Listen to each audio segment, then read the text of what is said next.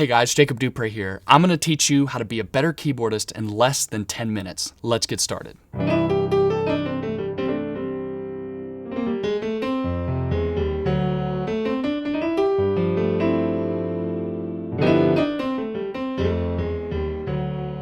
What I want to start out with is something that you can use throughout your entire journey playing keyboard. Whether you're an absolute beginner or you've been playing a while and you just want to brush up on your technique, this is something that I use just kind of as a general rule when I play all the time.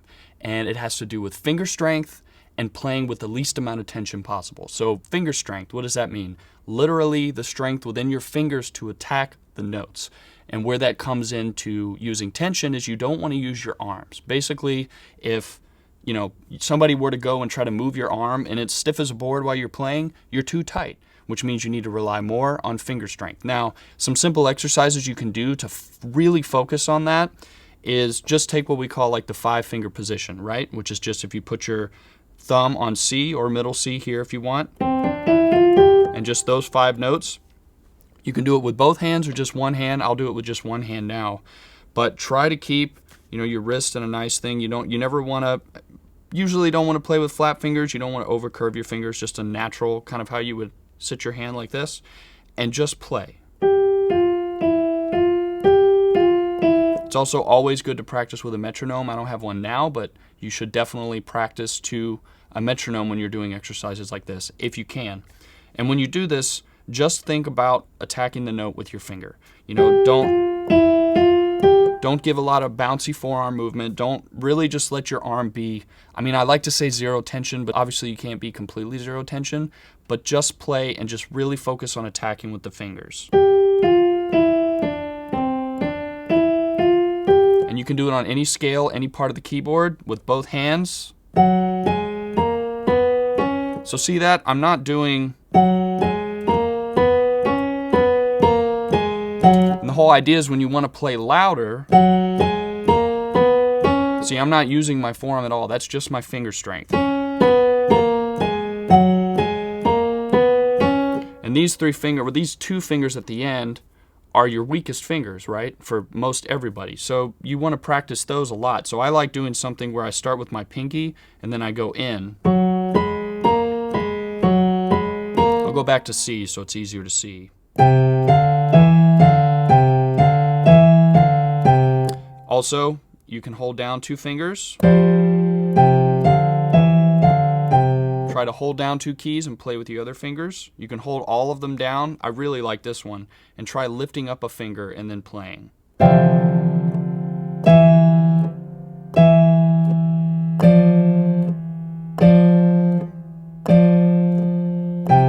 It's much harder than it looks, but it will get you on the way to building your finger strength and using less of your arm tension. And as I always like to say with any lesson, I invite you to be creative with that. Come up with your own exercises, mix and match, play on different parts of the keyboard over different scales. You can do it over chords if you want to. However you want. Be creative. Building off of the idea of creative practice, the next thing I want you to do is creative scale and chord practice. So what do I mean by that? Don't just practice scales like you would learn in a lesson, right? You can find the fingerings for any scale you want, or even chords or patterns to practice them on the internet. It's all over the place for free. But I want to encourage you to be creative and come up with your own things. So obviously, a lot of us that took piano lessons or have had any kind of teaching, we've done this, right?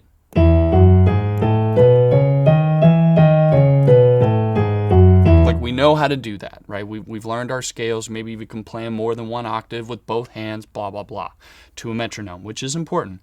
But I would encourage you to come up with something else. Like, what if I played it in tenths? So...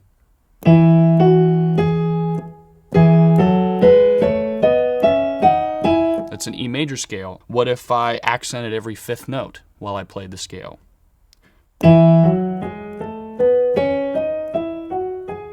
So...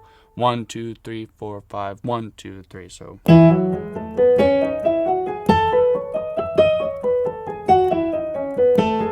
What about every 3rd note?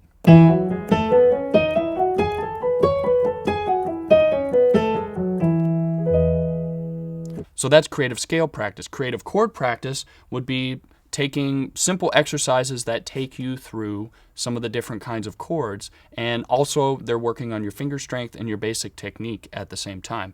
One that I really love, that I always tell people about, is you can either do it with triads, so we'll go back to C, so we have C here, C triad, and play the thirds on either side, so C, E, and E, G up top, and go back and forth just walking down the white keys, right? Kind of mirror of each other. But I like to do it where I go up another third here, so now I'm doing 7th chord. So here's major 7, dominant 7, minor 7, half diminished, fully diminished. And I understand some of these chords may be complicated for you, but again, there are a lot of places you can look this up online. Another thing you can do is, I did a little bit of it earlier, is arpeggiating these chords, right? So I like doing things that mirror left and right hand. I think that's good for sort of hand independence and teaching yourself that, and finger strength and all of it. So if you start, say you have a C major 7, right hand, C major 7, left hand, and start on the opposite notes and go back and forth. And focus again on that finger strength.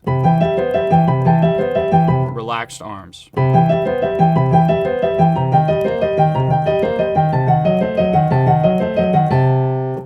And when you're doing these mirrored chord and scale exercises that you make up when you're practicing creatively, don't only just do, eighth notes back and forth. Come up with your own rhythms, right? And I would definitely encourage you to use a metronome when you do that. So, for instance, like this.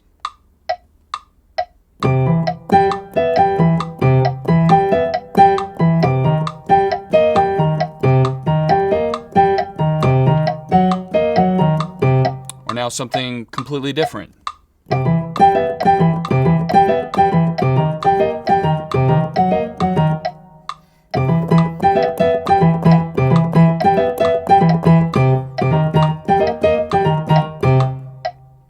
And a metronome is very important because when you're making up these exercises, you're basically improvising in your practice, which is great for you as a musician. Definitely will make you better. But that's why you want a metronome, because it's going to keep you honest while you're creating in the moment like that.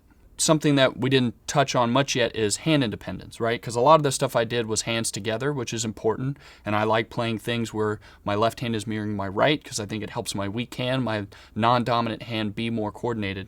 But obviously part of playing piano is doing something different with both hands. So something I like to do is come up with a simple repeating pattern in the left hand, right? A bass line, you could say, but it could be anywhere on the piano. So let's say I take G sort of as my root, right? So I'm just going to play some type of line I'm going to make up in my left hand that's very simple, and then I'm just going to play the first 5 notes of a G major scale, which are white notes, and I'm going to improvise a little bit. And actually I might do it to a metronome. So here's how that would go.